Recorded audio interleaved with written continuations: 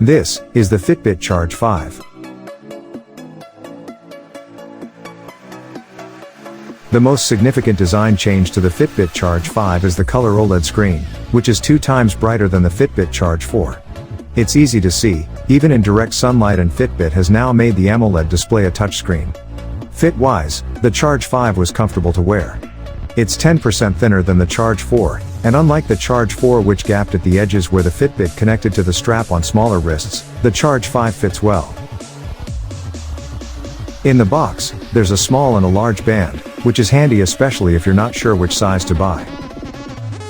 Charge 4 users will be disappointed to hear that they can't use their older wrist strap with the Charge 5, or the same charger, as once again, Fitbit has updated the charging port.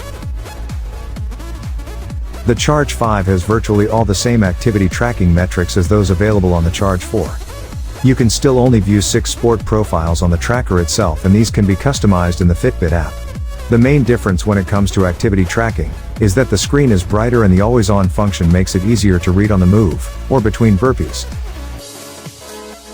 Like the Charge 4, you also can't customize what you see in each sports activity profile, but you can turn auto laps on, which gives you the option to receive pace alerts every mile while running, or out on your bike.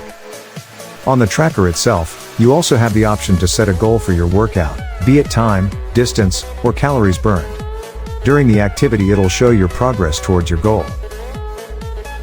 The Fitbit Charge 5 has the same SPO2 pulse oximeter sensor to better help you understand your sleeping patterns.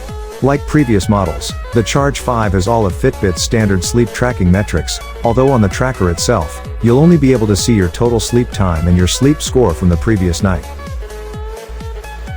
Compared to the Fitbit Charge 4, there are also some other notable features that Fitbit has removed from the Charge 5. Some of these are minor. You can no longer control your phone's Spotify music from the tracker, but I'm not sure whether this was something many users would ever have done regularly.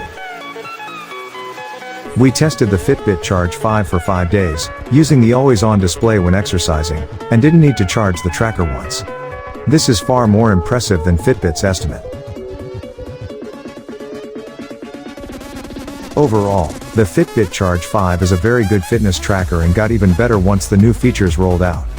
So yes, this is good fitness tracker to consider.